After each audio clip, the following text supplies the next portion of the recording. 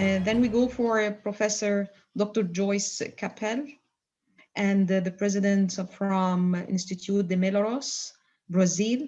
She's a dental scientist. And the floor is yours, my dear. Thank you very much. Thank you, Dr. Alan Was, for the invitation. My wonderful fellow speakers, I have been really inspired by all of you, and this has been a wonderful opportunity.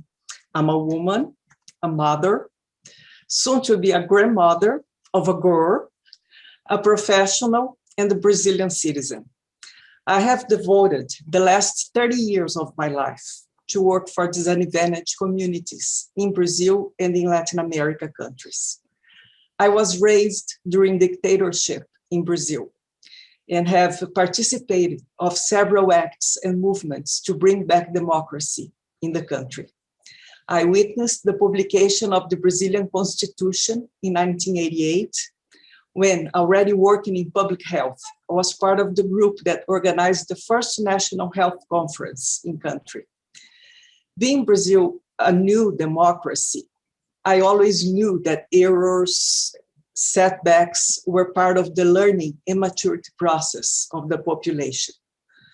But what I have been witnessing the last years goes far beyond an event that can be part of this process. Brazil would have everything to lead a Latin American action coming when the COVID-19 pandemic started, because Brazil has SUS, which is the health unit system, a highly competent universal system with a historic tradition with its national immunization program to help organize logistics, enable the achievement of a centralized, coordinated, and unified action by the Ministry of Health. But the lack of coordination that is happening has cost us just now, just last week, 10,000 lives. We are astonished at the militarization of state institutions, at the frequent speeches by the federal government and its supporters and followers based on the logic of necropolitics, in which propose the rupture of the democratic order, as well as attacks and threats against institutions and social groups. They are attacks on otherness, on difference, culture, concepts, desire that are essential to humanity. Human history, culture, knowledge are formed by content, which defines the way we see the world. Traditionally, history has been written by the privileged few, and the large sections of the population are marginalized. When just the ones in power produce content and speak up, we fail to influence the creation of the culture and of the future.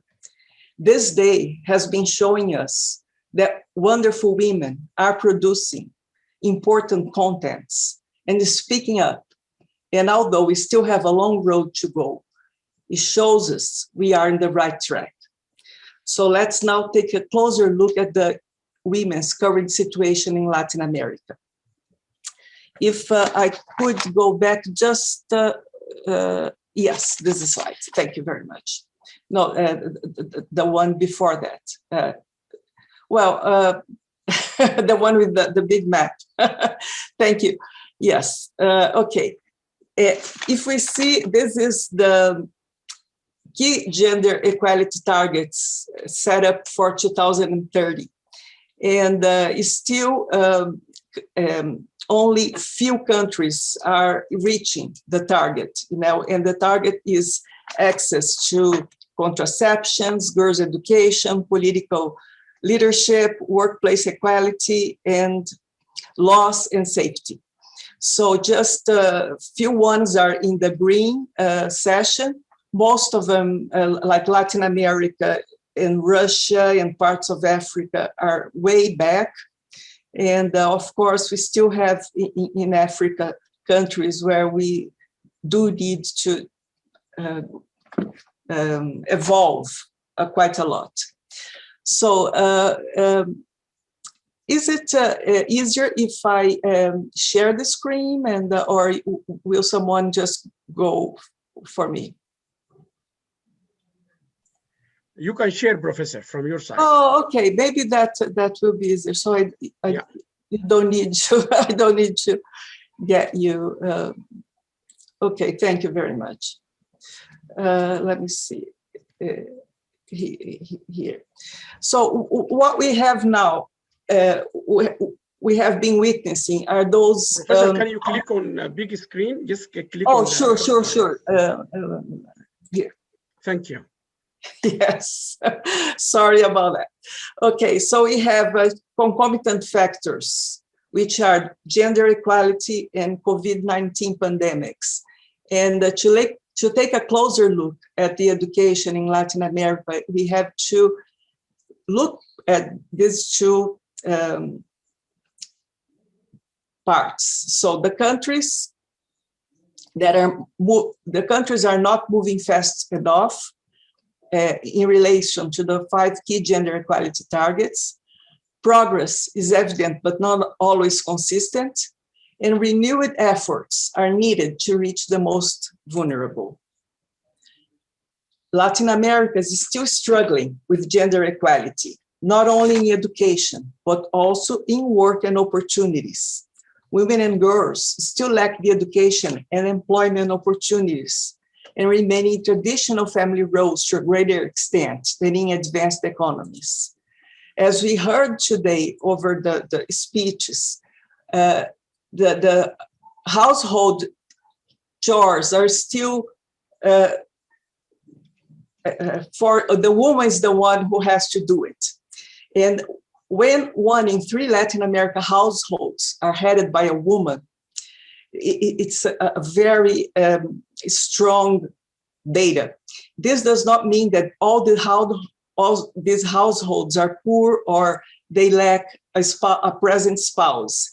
However, single parent households, which are usually poorer, still account for as much as 57% of the households with a female head.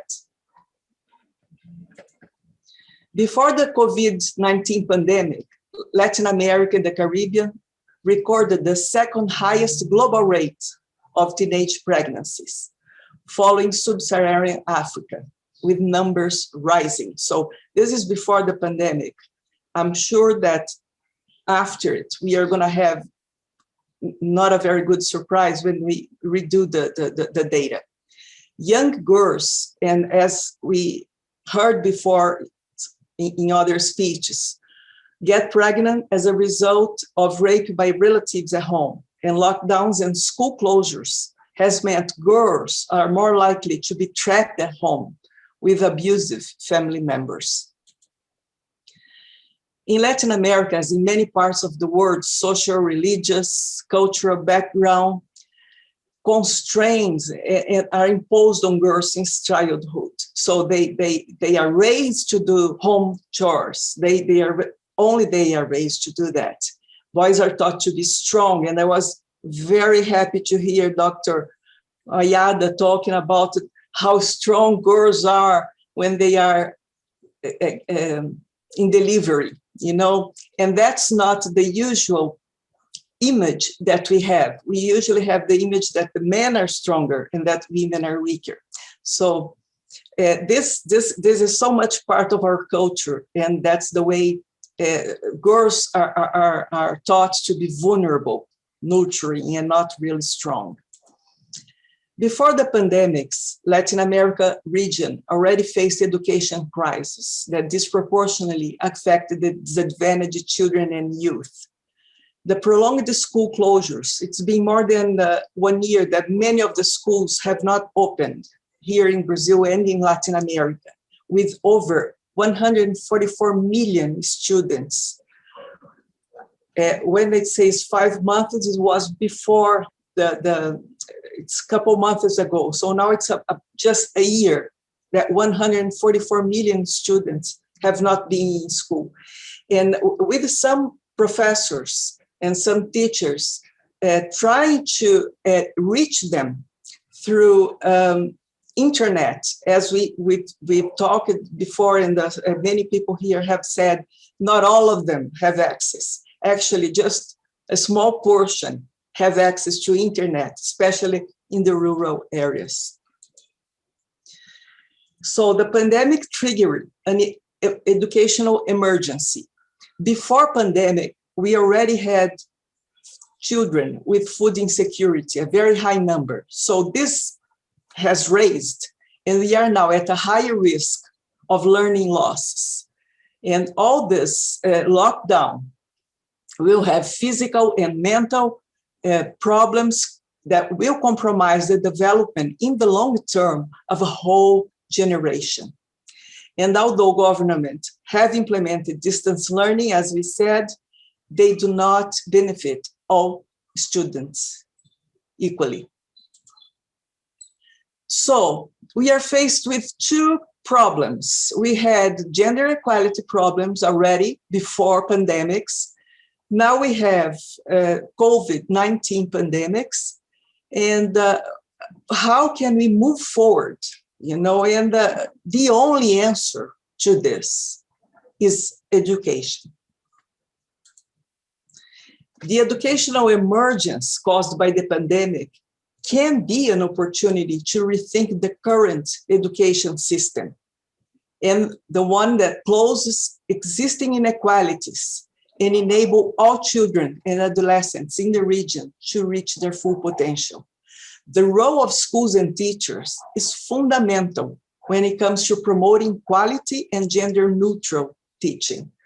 So in the time where we are paralyzed by the COVID-19 in many ways, and at the same time have gender equality problems that have been, although there has been a lot of progress in the last 50 years, there's still so much to do. So with these two together, the only way we can reshape the future is really changing the role of schools.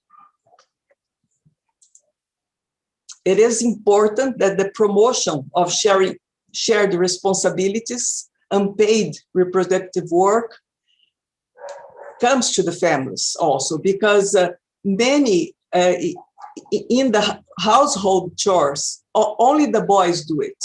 The girls, sorry, that's my wishful thinking here, and I just had a Freud's slip. You know, only the girls do it. You know, boys are not in the household chores. And same in Egypt. Yes.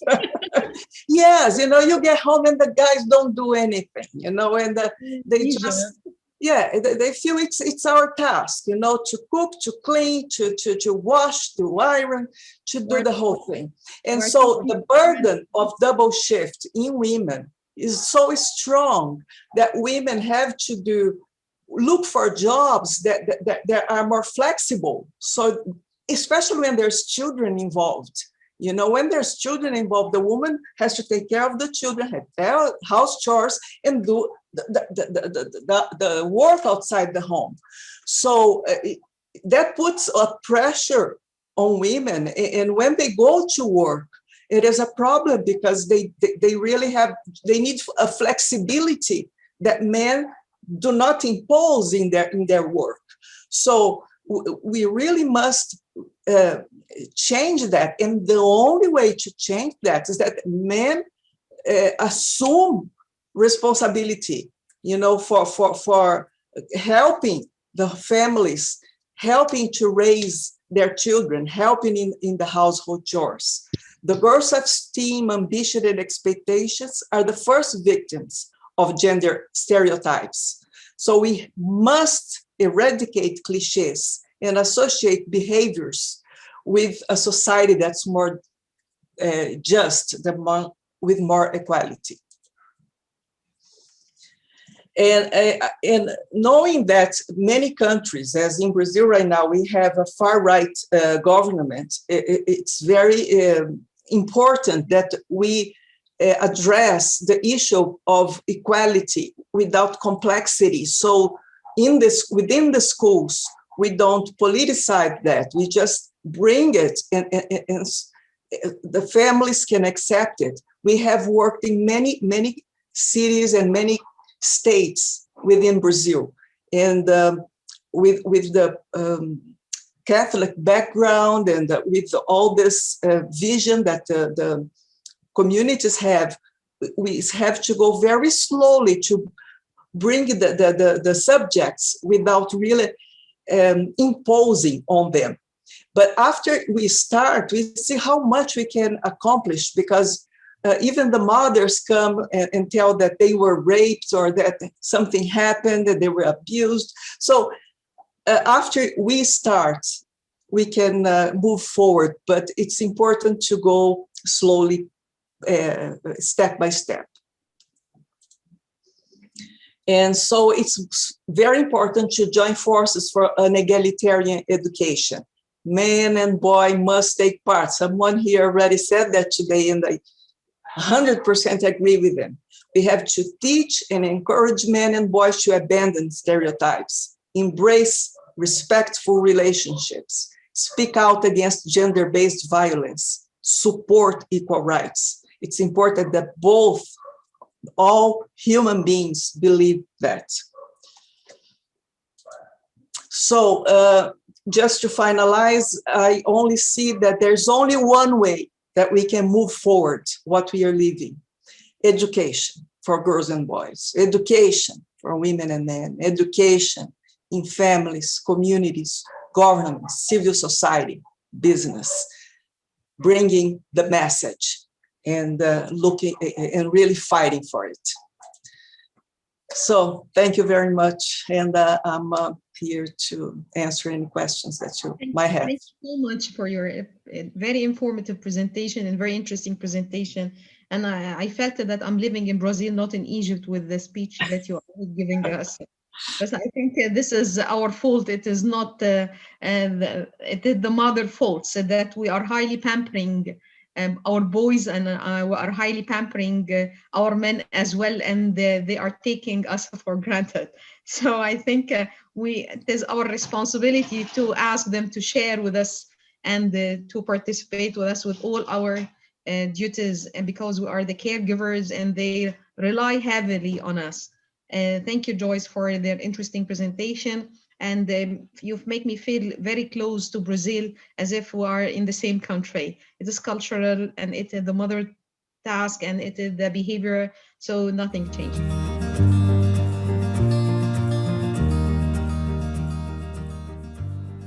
For me, education is the key for my future.